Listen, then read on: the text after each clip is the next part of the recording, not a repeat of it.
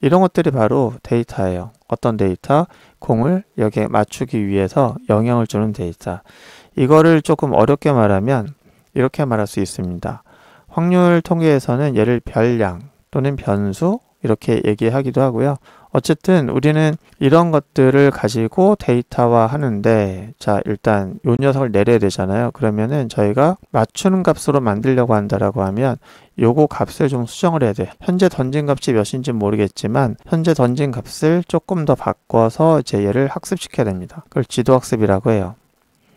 그러면은 계산식을 좀 바꿔야 되는데 이 값이 몇인지 모르겠어요. 일단 이렇게 던졌는데 어쨌든 위로 맞았잖아요. 그러면 속도를 좀 낮춰야 될 것 같고요. 뭐 각도도 좀 낮춰야 될 것 같아요. 뭐 그렇게 해서 조금 바뀐 값을 한번 저희가 이제 학습을 시킨다고 하면 그 학습시키기 위한 데이터가 어떻게 연산이 되냐면 이렇게 연산이 됩니다.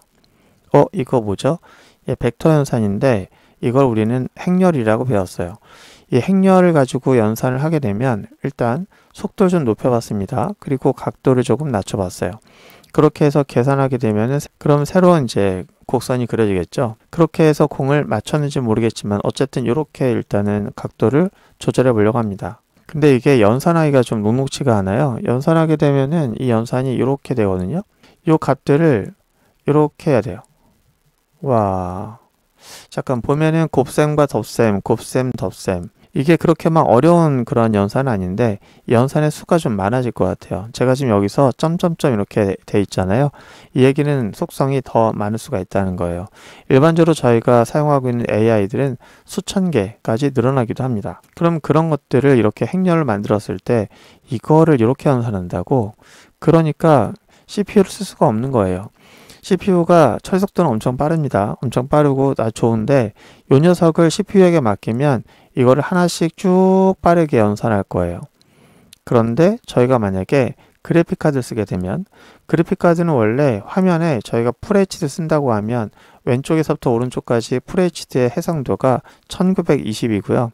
그 다음 수직으로 이제 보면은 Y좌표가 1080개가 있는데 그 픽셀 하나하나를 연산하기 위해서 이미 그래픽카드는 그 단순한 연산을 처리하기 위한 아주 빼곡한 CPU, 작은 CPU들을 여러 개 갖고 있어요. 그래서 이런 연산들을 한 번에 계산할 수 있습니다. 그렇구나. 이거 한 번 하는데 CPU 쓰면은 오래 기다리겠네. 근데 GPU는 한 번에 빡 끝내주겠네. 오, 그러면 그래픽카드가 있어야겠네요. 그죠?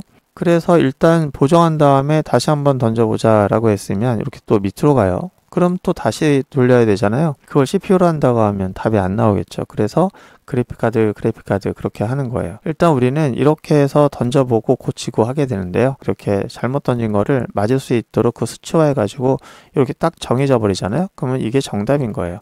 그러니까 정답이라는 게 이 값으로 정답을 맞춰 가지고 이 값이 바로 이 공이 표적을 맞추는 그런 값이 되는 거죠. 근데 그 값이 여러 개가 있어요.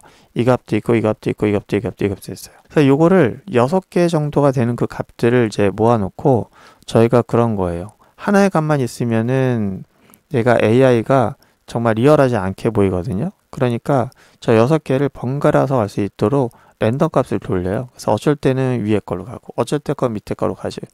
그러니까 AI를 쓸 때 항상 느끼는 게 뭐냐면 같은 걸 못 만들어요. 그러니까 랜덤 값이 들어가니까 아까 했던 말을 못 만들어요.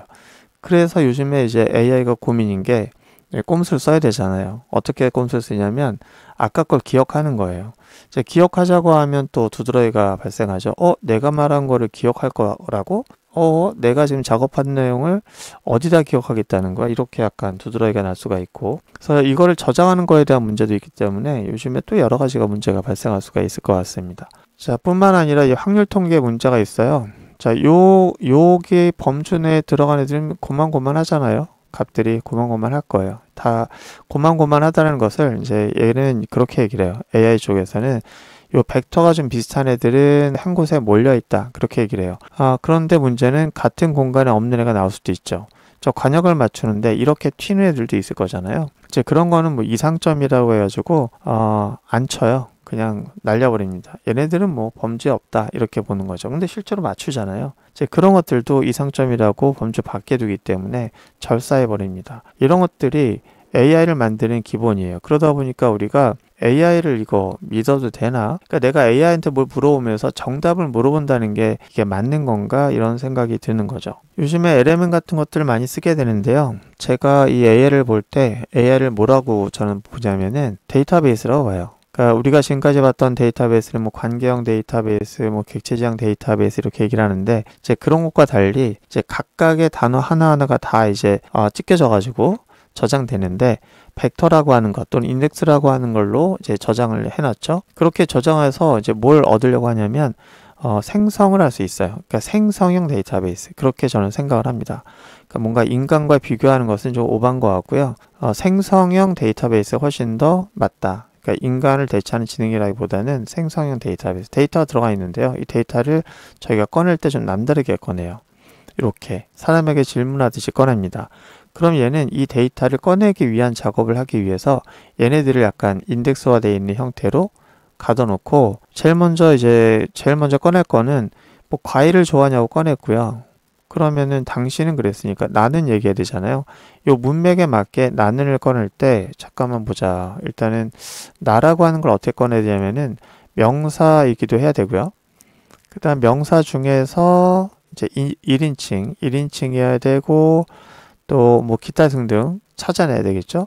그 찾아가지고 꺼내는데 이거를 이렇게 벡터식으로 카테고리를 찾아서 가는 것이 아니에요. 얘는 나를 찾는데 한 번에 빡 찾을 수가 있습니다. 이렇게 이게 나예요. 그리고 는은 또 이렇게 찾아요. 이게 무슨 말이냐면은 잠깐 설명을 드리면 이런 겁니다. 저희가 이게 단어라고 하는 거 하나를 저장을 할 때 굉장히 무수히 많은 그러한 데이터들이 영향을 줘요. 이런 것도 이제 변수가 될 텐데 그러면은 만약에 이제 저희가 학습을 시킨다고 하면 어떻게 하는 거냐면은 이런 게 이제 학습이 됐어요. 이게 저장하기 위해서 데이터베이스에 딱 들어왔다고 합시다. 그럼 데이터베이스에 들어온 거죠. 생성형 데이터베이스 AI에 그러면은 이걸 다 잘라요. 나 자르고 는 자르고 사과 자르고 를 자르고 이렇게 해요. 근데 그중에 제가 만약에 다 어쨌든 하나씩 학습을 시켜야 되는데 사과만 시킨다고 하면 어떻게 들어갈까요? 일단 사과는 뭐예요? 명사죠. 예, 명사입니다. 그러면 명사라고 하는 것과 또 사과라고 하는 건 뭐예요?